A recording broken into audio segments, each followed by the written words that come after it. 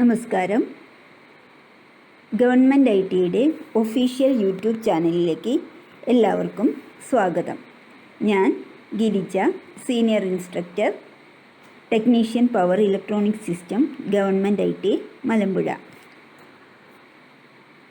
ഇന്നത്തെ class TPES, electronics mechanic എന്നീ ട്രേഡുകളിലെ second year വരുന്ന UPS എന്ന പോർഷനെ അടിസ്ഥാനമാക്കിയാണ്. UPS means അൺഇൻറ്ററപ്റ്റബിൾ power supply. ഈ ക്ലാസ്സിലൂടെ ഇന്ന് നമ്മൾ ഡിസ്കസ് ചെയ്യുന്ന വിഷയങ്ങൾ UPSൻ്റെ introduction, difference between inverter and UPS, types of UPS, offline UPS block diagram, drawbacks and applications of offline UPS. ഇത്രയും കാര്യങ്ങളാണ് ഇന്നത്തെ ക്ലാസ്സിലൂടെ ഡിസ്കസ് ചെയ്യുന്നത്. ഇനി നമുക്ക് UPS എന്ന എക്യുപ്മെൻറ്റ് കാണാത്തവരായിട്ട് ആരും ഉണ്ടാവില്ല. കാരണം ഏത് ഓഫീസുകളിൽ ചെന്നാലും മിക്ക പേരുടെയും വീടുകളിലും കാണുന്ന കമ്പ്യൂട്ടർ പ്രവർത്തിപ്പിക്കുന്നതിന് വേണ്ടുന്ന ഇലക്ട്രിസിറ്റി ഡയറക്റ്റ് ആയിട്ട് നമ്മൾ AC മെയിൻസിന് കൊടുക്കാറില്ല. കാരണം കമ്പ്യൂട്ടർ പോലെയുള്ള എക്യുപ്മെൻറ്റിലെ വളരെ ആക്യുറേറ്റ് ആയിട്ടുള്ള കൺട്രോൾ സർക്യൂട്ടുകളും മറ്റും യാതൊരു ഇൻറ്ററപ്ഷനും ഇല്ലാത്ത പവർ സപ്ലൈയിൽ വേണം പ്രവർത്തിപ്പിക്കുവാൻ. അതായത് മൈക്രോ സെക്കൻഡുകൾ വേരിയേഷനിൽ പോലും അതിൻ്റെ ഓപ്പറേഷൻസ് ഫെയിലാവാൻ സാധ്യതയുണ്ട്.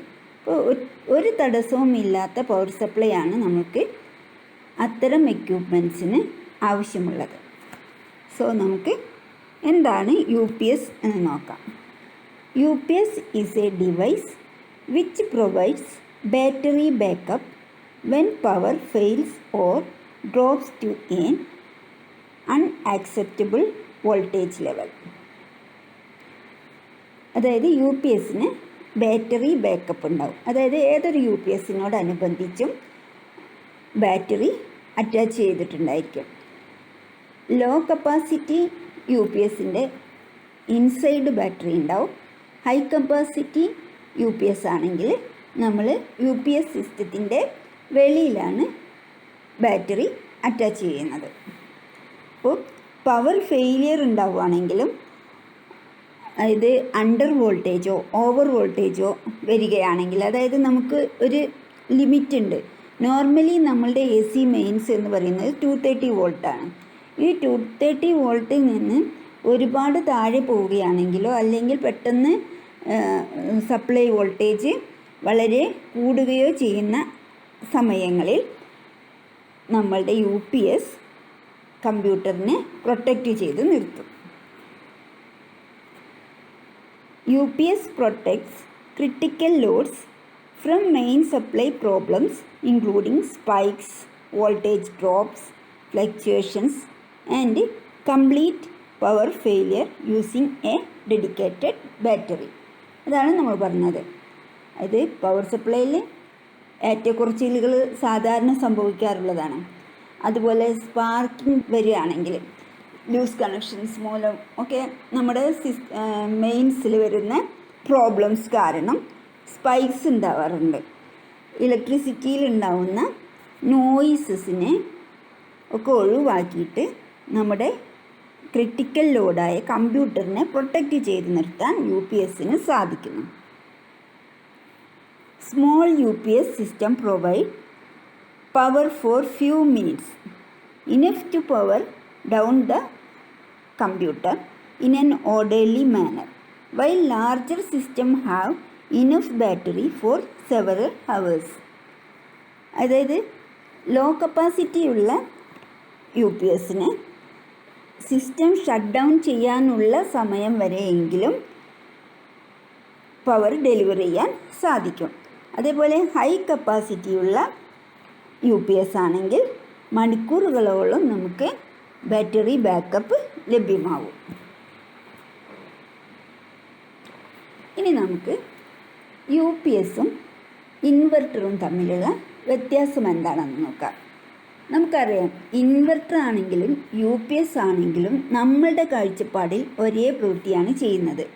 കാരണം രണ്ടും പവർ സപ്ലൈ അല്ലെങ്കിൽ മീൻസ് AC സപ്ലൈ ഫെയിലിയർ ആകുമ്പോൾ അല്ലെങ്കിൽ ലോഡ് ഷെഡിങ് ഉള്ള സമയത്ത് ബാറ്ററിയിൽ നിന്ന് DC സോഴ്സിനെ AC ആക്കി നമ്മുടെ എക്യുപ്മെൻറ്റ്സിലേക്ക് എനർജി സപ്ലൈ ചെയ്യുന്നുണ്ട്. രണ്ടും ചെയ്യുന്നത് ഒരേ പ്രവൃത്തിയാണ്. പിന്നെ എന്ത് വ്യത്യാസമാണ് ഇൻവെർട്ടറിനും UPSനും തമ്മിലുള്ളത്? ഇപ്പോൾ നമുക്ക് നിങ്ങളുടെ എക്സ്പീരിയൻസ് എന്താണെന്ന് അറിയില്ല, എന്നാലും മിക്കവാറും വീടുകളിൽ കമ്പ്യൂട്ടറും ഉണ്ട്, UPSഉം ഉണ്ട്, ഇൻവെർട്ടറും ഉണ്ട്.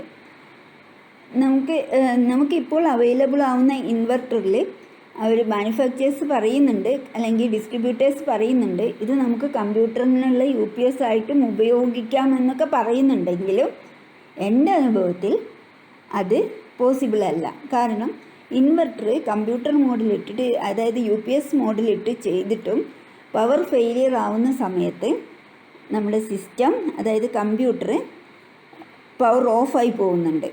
അപ്പോൾ അതായത് അതിൽ എന്തോ ഒരു വേരിയേഷൻ UPSഉം ഇൻവെർട്ടറും തമ്മിൽ ഉള്ള വ്യത്യാസമാണ് അവിടെ നമുക്ക് മനസ്സിലാക്കാൻ കഴിയുന്നത്. എന്താണ് ആ വ്യത്യാസം എന്നൊക്കെ നമുക്ക് നോക്കാം.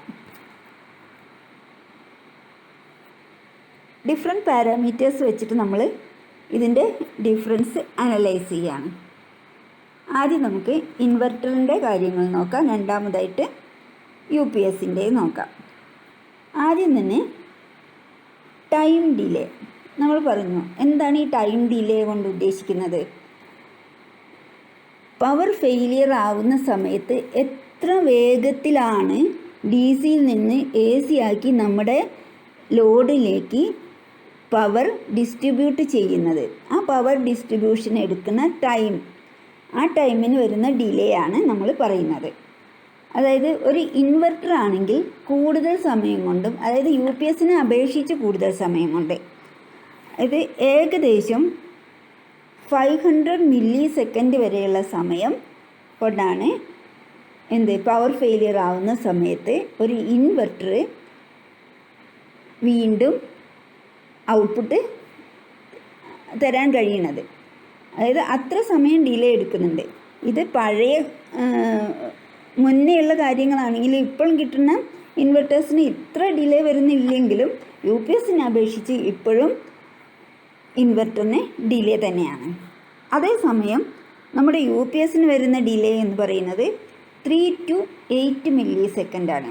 നമുക്ക് എന്തോരം വ്യത്യാസമുണ്ടെന്ന്. ഒന്ന് 500 മില്ലി സെക്കൻഡ് എടുക്കുന്ന സമയത്ത്, അതായത് പവർ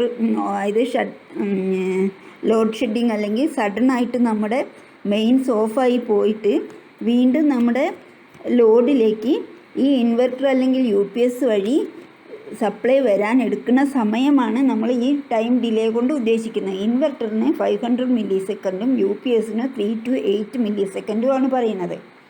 ഈ 500 മില്ലി സെക്കൻഡ് നമ്മൾ കമ്പ്യൂട്ടറിലേക്ക്, അതായത് അത്രയും ഡിലേ ചെയ്തിട്ട് കമ്പ്യൂട്ടറിന് പവർ കിട്ടുന്നുള്ളൂ എങ്കിൽ കമ്പ്യൂട്ടർ തീർച്ചയായിട്ടും പവർ ഓഫായി പോകും. എന്നാൽ ഈ 3 to 8 മില്ലി സെക്കൻഡിൻ്റെ വേരിയേഷനെ വരുന്നുള്ളെങ്കിൽ നമുക്കൊന്നും ഇത് മനസ്സിലാക്കാൻ പറ്റുന്നില്ല. കമ്പ്യൂട്ടറിന് പോലും അത് മനസ്സിലാക്കാൻ പറ്റാത്തത്ര വേഗത്തിൽ UPSന് വീണ്ടും സപ്ലൈ തരാൻ സാധിക്കുന്നുണ്ട്. അതായത് ടൈം ഡിലേ നല്ലവണ്ണം കുറവാണ്. Next, output. Unregulated voltage when main is present. ഏത് രീതിയിലുള്ള ഔട്ട്പുട്ടാണ് ഇതിലേക്ക് കണക്റ്റ് ചെയ്തിരിക്കുന്നത് എന്നാണ് പറഞ്ഞിരിക്കുന്നത്. ഇത് ഇൻവെർട്ടറിൻ്റെ ഔട്ട്പുട്ടാണെങ്കിൽ അൺറെഗുലേറ്റഡ് ആണ്. AC മെയിൻസ് പ്രസൻ്റ് ആയിരിക്കുന്ന സമയത്ത് ഉണ്ടാവുന്ന ഏറ്റക്കുറച്ചിലുകൾ അതേപോലെ തന്നെ നമ്മൾക്ക് ഇൻവെർട്ടറിലൂടെ ലഭ്യമാവുന്നു. എന്നാൽ റെഗുലേറ്റഡ് വോൾട്ടേജ് ആണ് UPSലൂടെ നമ്മുടെ ഔട്ട്പുട്ടിലേക്ക് വരുന്നത്. അതായത് മെയിൻസിൽ എന്ത് ഏറ്റക്കുറച്ചിലുകൾ വന്നാലും യു പി എസിൻ്റെ ഔട്ട്പുട്ടിന് ആ വേരിയേഷൻസ് കാണാൻ കഴിയില്ല. എപ്പോഴും കോൺസ്റ്റൻറ്റ് വോൾട്ടേജ് ആയിരിക്കും. യു പി എസ് കമ്പ്യൂട്ടറുകൾക്കും അതേപോലെയുള്ള ക്രിട്ടിക്കൽ ലോഡും കണക്ട് ചെയ്യാൻ വേണ്ടി ഉപയോഗിക്കുന്ന ഇൻവെർട്ടർ ആണെങ്കിൽ ഫാൻ, ലൈറ്റ് തുടങ്ങിയ ഉപകരണങ്ങളിലേക്കാണ് കണക്ട് ചെയ്യുന്നത്. അപ്പോൾ ഇത് കണക്ട് ചെയ്യുന്ന സമയത്ത് ഇൻവെർട്ടർ കണക്ട് ചെയ്യുന്നത് മെയിൻ പവർ സപ്ലൈയിലൂടെയാണ്. അതായത് ഡിസ്ട്രിബ്യൂഷൻ ബോർഡിലൂടെയാണ് ഇൻവെർട്ടറിൻ്റെ കണക്ഷൻ വരുന്നത്. അതായത് ഇൻവെർട്ടറിലേക്ക് AC പോകുന്നത് ഡിസ്ട്രിബ്യൂഷൻ ബോർഡിൽ നിന്നാണ്. എന്നിട്ട് ഇൻവെർട്ടറിൻ്റെ ഔട്ട്പുട്ട് തിരിച്ച് ഡിസ്ട്രിബ്യൂഷൻ ബോർഡിലേക്ക് പോയിട്ട് അവിടെ നിന്ന് ഡിഫറെൻ്റ് ബ്രാഞ്ചിലേക്ക് കണക്ട് ചെയ്യാണ് പതിവ്. എന്നാൽ യു പി എസിൻ്റെ കേസിലാണെങ്കിൽ യു പി എസ് ഡയറക്റ്റായിട്ട് ഏത് ഡിവൈസിലേക്കാണോ പവർ കൊടുക്കേണ്ടത് അതിലേക്ക് ഡയറക്റ്റ് കണക്ട് ചെയ്യാണ്. അങ്ങനെ നോക്കുകയാണെങ്കിൽ യു പി എസിൻ്റെ കണക്ഷൻ വളരെ ഈസിയും ഇൻസ്റ്റാളേഷൻ ഈസിയാണ്. ഇൻവെർട്ടറിൻ്റെ ഇൻസ്റ്റാളേഷൻ അത്ര ഈസി അല്ല, കാരണം വയറിംഗ് നന്നായിട്ട് ചെയ്യാനുണ്ട്. ഇനി നമ്മൾ നോക്കുന്നത് ഇൻവെർട്ടറിന് ടൈം ഡിലേ കൂടുതലാണ്, അതുപോലെ അൺറെഗുലേറ്റഡ് ഔട്ട്പുട്ട് വോൾട്ടേജ് ആണ്. അതുപോലെ തന്നെ ഇതിൻ്റെ വയറിംഗ് കുറച്ച് കോംപ്ലിക്കേറ്റഡ് ആണ്, അതായത് ഇൻസ്റ്റാളേഷൻ കോംപ്ലിക്കേറ്റഡ് ആണ്. അപ്പോൾ ഇത്തരം കാര്യങ്ങൾ യു പി എസിനെ നോക്കുകയാണെങ്കിൽ ഇതെല്ലാം വളരെ ഈസിയാണ്. അപ്പോൾ അങ്ങനെ ഈസി ആയിട്ടുള്ള ഒരു ഔട്ട്പുട്ട് കിട്ടണമെങ്കിൽ തീർച്ചയായും അതിനകത്ത് ഒരുപാട് കോംപ്ലിക്കേഷൻസ് ഉള്ള കൺട്രോളേഴ്സും സർക്യൂട്ട്സും ഉപയോഗിക്കുന്നുണ്ട്. അങ്ങനെ വരുമ്പോൾ തീർച്ചയായും യു പി എസിൻ്റെ കോസ്റ്റ് കൂടുതലായിരിക്കും. ഇൻവെർട്ടറിന് യു പി എസിനെ അപേക്ഷിച്ച് കോസ്റ്റ് കുറവായിരിക്കും.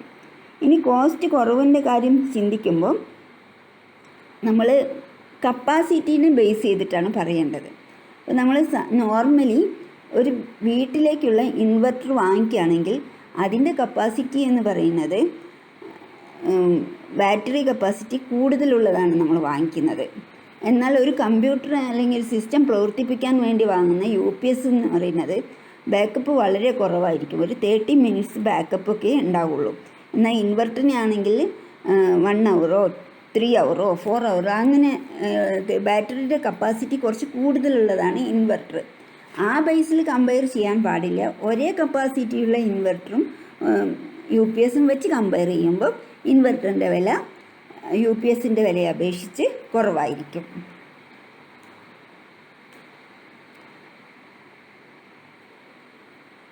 ഇനി നമുക്ക് types of U P S നോക്കാം.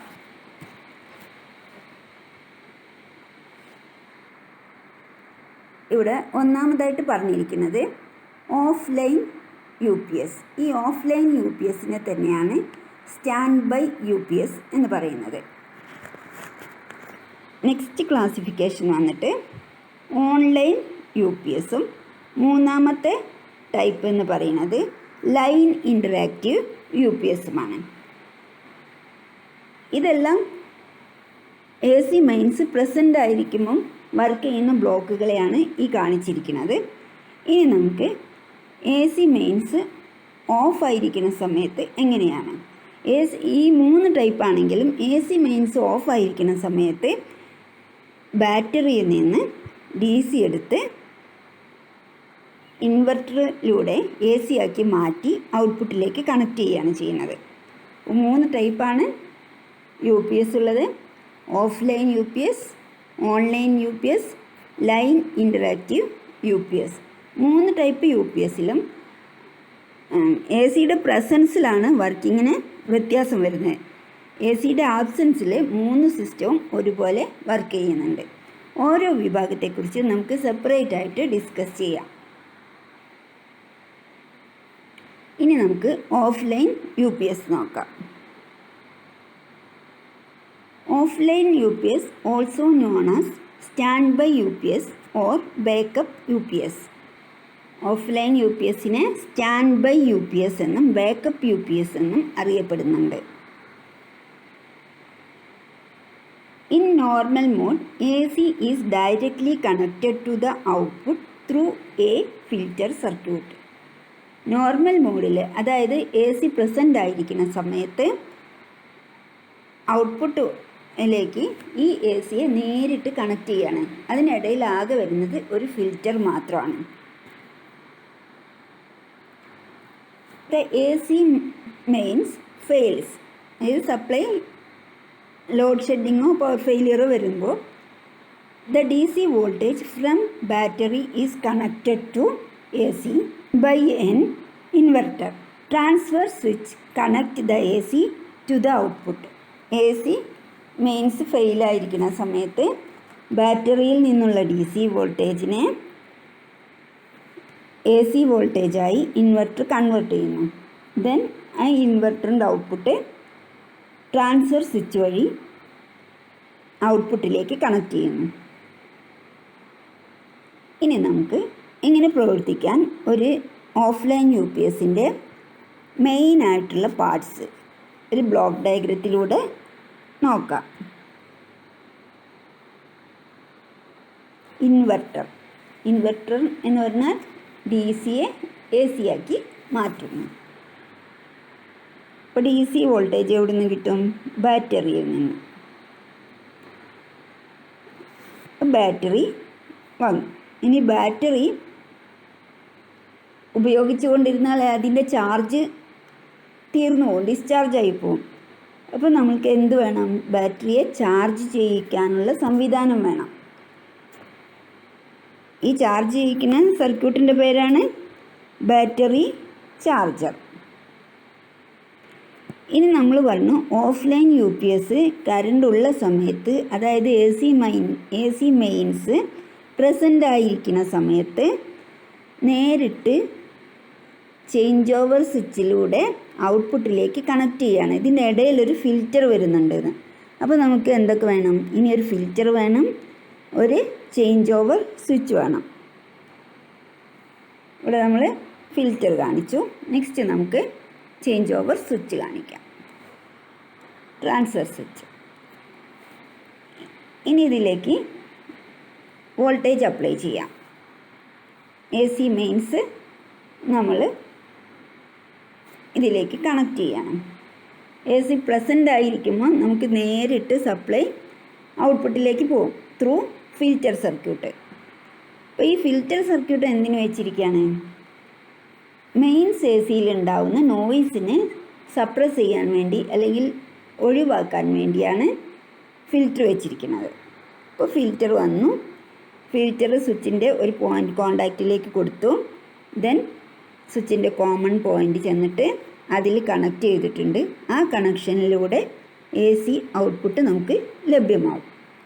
ഇനി എന്താ വേണ്ടത്? അപ്പോൾ ഇത് എ സി പ്രസൻ്റ് ആയിരിക്കുന്ന സമയമാണ് നമ്മൾ പറഞ്ഞത്. എ സി മെയിൻസ് ഫിൽറ്റർ വഴി ട്രാൻസ്ഫർ സ്വിച്ച് വഴി ഔട്ട്പുട്ടിലെത്തി. നെക്സ്റ്റ് നമുക്ക് ബാറ്ററി ചാർജ് ചെയ്യണമല്ലോ. ബാറ്ററി ചാർജ് ചെയ്യണമെങ്കിൽ ബാറ്ററി ചാർജറിലേക്ക് എ സി വരണം. ഈ ബാറ്ററി ചാർജർ എന്താ ചെയ്യുന്നത്?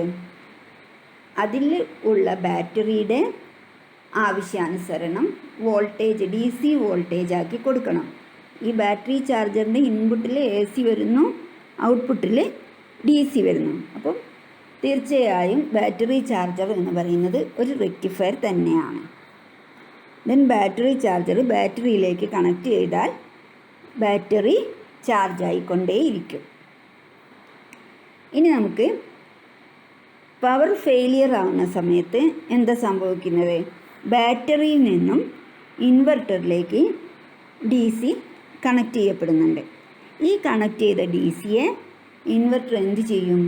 എ സി ആക്കി മാറ്റും. അതായത് 50 ഹെർട്സ് 230 വോൾട്ടിലുള്ള എ സി ആയിട്ട് ഇൻവെർട്ടർ പ്രവർത്തിക്കും.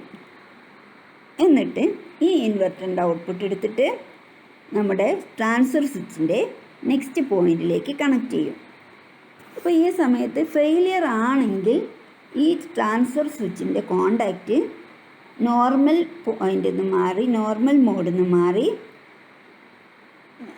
അടുത്ത ടെർമിനലിലേക്ക് കണക്റ്റഡ് ആവും. അപ്പോൾ തീർച്ചയായും അതായത് ട്രാൻസ്ഫർ സ്വിച്ച് ഈ സമയത്ത് പവർ ഫെയിലിയർ ആവുന്ന സമയത്ത് ഇൻവെർട്ടറിൻ്റെ ഔട്ട്പുട്ടിലേക്ക് കണക്ട് ചെയ്ത് ഔട്ട്പുട്ട് ഇൻവെർട്ടറിൽ നിന്നും ലഭ്യമാവുന്ന രീതിയിൽ ആവുന്നു. അപ്പോൾ എന്തൊക്കെയാണ് നമ്മൾ പറഞ്ഞത്? കറണ്ട് ഉള്ള സമയത്ത് ഫിൽറ്റർ വഴി ചേഞ്ച് ഓവർ സ്വിച്ച് വഴി ഔട്ട്പുട്ട് വന്നു. മെയിൻസ് ഫെയിലിയർ ആവുന്ന സമയത്ത് ബാറ്ററിയിൽ നിന്ന് DC വന്നു, ഇൻവെർട്ടറിൽ നിന്ന് അത് AC ആയി മാറി, വീണ്ടും ചേഞ്ച് ഓവർ സ്വിച്ചിൻ്റെ പൊസിഷൻ മാറി ഔട്ട്പുട്ട് കണക്ട് ചെയ്യും. ഈ ചേഞ്ച് ഓവർ സ്വിച്ചിൻ്റെ പൊസിഷൻ മാറാൻ എടുക്കുന്ന സമയത്തെയാണ് നമ്മൾ ടൈം ഡിലേ എന്ന് പറയുന്നത്. എങ്ങനെ വന്നാലും ചെറിയൊരു സമയം, അതായത് വളരെ കുറഞ്ഞ മില്ലി സെക്കൻഡാണ് ഇതിനു വേണ്ടി എടുക്കുന്നുള്ളൂ. അതുകൊണ്ട് നമ്മുടെ സിസ്റ്റത്തിനൊന്നും യാതൊരു കുഴപ്പമില്ലാതെ തന്നെ സിസ്റ്റം കണ്ടിന്യൂസ് ആയിട്ട് വർക്ക് ചെയ്യാൻ കഴിയുന്നു. ടൈം ഡിലേ കൂടുതലാണെങ്കിൽ സിസ്റ്റം പവർ ഓഫ് ആയി പോകും. ഇനി വീണ്ടും AC വന്നാൽ എന്താ സംഭവിക്കുക? മെയിൻസ് ഓൺ ആയി കഴിഞ്ഞു. ലോഡ് ഷെഡിങ് കഴിഞ്ഞാൽ മെയിൻസ് ഓണാവും. ആ സമയത്ത് വീണ്ടും ചേഞ്ച് ഓവർ സ്വിച്ച് അതിൻ്റെ പഴയ പൊസിഷനിലേക്ക് തിരിച്ചു പോകും. അപ്പോൾ വീണ്ടും AC ഫിൽറ്ററിലൂടെ ഔട്ട്പുട്ടിലേക്ക് വരുന്നു. അപ്പോൾ ഇനി നമുക്ക് ഈ പോയിൻ്റ് ഒന്ന് വായിക്കാം. In normal mode AC directly connected to the output through a filter circuit. AC mains filter circuit വഴി ട്രാൻസ്ഫർ സ്വിച്ച് വഴി ഔട്ട്പുട്ടിലേക്ക് നേരിട്ട് കണക്ട് ചെയ്യുന്നു. The filter unit filters noise presence in the main സപ്ലൈയിലുള്ള നോയ്സ് ഫിൽറ്റർ ചെയ്ത് കളയാൻ വേണ്ടിയാണ് filter circuit ഉപയോഗിക്കുന്നത്.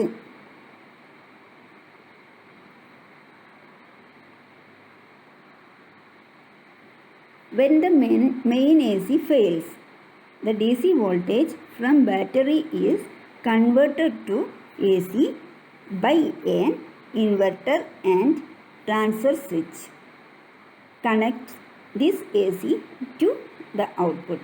AC മെയിൻസ് ഫെയിലിയർ ആവുന്ന സമയത്ത് ബാറ്ററിയിൽ നിന്നുള്ള DC വോൾട്ടേജ് ഉപയോഗിച്ച് ഇൻവെർട്ടർ AC പ്രൊഡ്യൂസ് ചെയ്തിട്ട് ചേഞ്ച് ഓവർ സ്വിച്ച് വഴി ഔട്ട്പുട്ടിലേക്ക് കണക്ട് ചെയ്യുന്നു. The changeover happens quickly with a time delay of few milliseconds. വളരെ കുറഞ്ഞ സമയ പരിധിക്കുള്ളിൽ, അതായത് വളരെ കുറഞ്ഞ മില്ലി സെക്കൻഡുകൾക്കുള്ളിൽ തന്നെ ചേഞ്ച് ഓവർ സാധ്യമാകുന്നു. When AC mains again present, the changeover switch connects the AC mains to output. വീണ്ടും AC പ്രസൻ്റ് ആവുന്ന സമയത്ത് ട്രാൻസ്ഫർ സ്വിച്ച് വീണ്ടും പഴയ പൊസിഷനിലേക്ക് പോയിട്ട് AC മെയിൻസിനെ ഫിൽറ്ററിലൂടെ നേരിട്ട് ഔട്ട്പുട്ടിലേക്ക് കണക്ട് ചെയ്യുന്നു. The charging unit charges the battery. അതായത് വീണ്ടും AC വന്ന സമയത്ത് ചാർജർ യൂണിറ്റ് ബാറ്ററിയെ ചാർജ് ചെയ്തുകൊണ്ടിരിക്കുന്നു. ഇത്രയും കാര്യങ്ങൾ പറഞ്ഞതിൽ നിന്ന് ഇനി ഈ UPSന് എന്ത് ഡ്രോബാക്കാണുള്ളത്, ഓഫ്ലൈൻ UPSന് എന്താണ് ഡ്രോബാക്ക് എന്ന് നോക്കാം. This UPS does not have the provision to stabilize the AC mains voltage. Offline UPSൻ്റെ പ്രോബ്ലം എന്താണെന്ന് വെച്ചാൽ AC മെയിൻസിലുണ്ടാവുന്ന ഫ്ലക്ച്വേഷൻസിനെ ഒഴിവാക്കി സ്റ്റെബിലൈസ്ഡ് ഔട്ട്പുട്ട് ലഭ്യമാക്കുന്നതിനുള്ള അറേഞ്ച്മെൻറ്റ് ഓഫ്ലൈൻ UPSലില്ല. കാരണം അത് ഒരു ഫിൽറ്ററിലൂടെ മാത്രം കടന്നിട്ടാണ് ഔട്ട്പുട്ടിലേക്ക് വരുന്നത് AC മെയിൻസ് പ്രസൻ്റ് ആയിരിക്കുന്ന സമയത്ത്. എന്നാൽ ഈ ചേഞ്ച് ഓവർ സ്വിച്ച് എന്ന് പറയുന്നത് ഒരു സെൻസറുമായി ബന്ധിപ്പിച്ചിട്ടാണ് ഈ ചേഞ്ച് ഓവർ സ്വിച്ച് ഉണ്ടായിരിക്കുക. അപ്പോൾ നിരവധി കൺട്രോൾ സർക്യൂട്ടുകളെല്ലാം അതിൽ വരുന്നുണ്ട്. നമ്മൾ ഇതിൽ എക്സ്പ്ലെയിൻ ചെയ്യാൻ വേണ്ടിയിട്ട് മുഴുവൻ ഭാഗങ്ങളെ ഒന്നും കൺസിഡർ ചെയ്യാതെ മെയിനായിട്ടുള്ള കൺവേർഷനെ കുറിച്ച് മാത്രം ആണ് ഇപ്പോൾ ചർച്ച ചെയ്തത്. അപ്പോൾ ഈ ചേഞ്ച് ഓവർ സ്വിച്ചിൻ്റെ പ്രത്യേകത എന്താണെന്ന് വെച്ചാൽ അത് ഓവർ വോൾട്ടേജ് ആണെങ്കിലും അണ്ടർ വോൾട്ടേജ് ആണെങ്കിലും ആ സമയത്ത് മെയിൻസ് ACയുടെ പ്രസൻസ് ഇല്ലാത്ത പോലെയാണ് ആ ചേഞ്ച് ഓവർ സ്വിച്ച് ആക്റ്റീവ് ചെയ്യുന്നത്.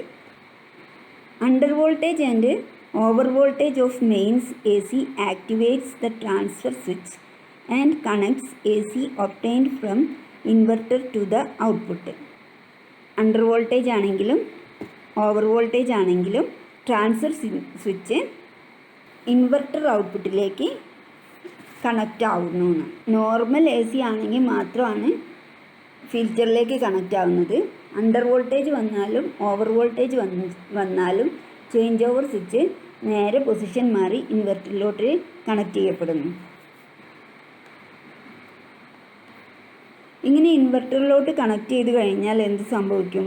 ബാറ്ററിയിൽ നിന്ന് ആയിരിക്കും എല്ലാ സമയത്തും. ഇങ്ങനത്തെ സന്ദർഭങ്ങളിലെല്ലാം തന്നെ ബാറ്ററിയിൽ നിന്ന് കണക്റ്റ് ആവും.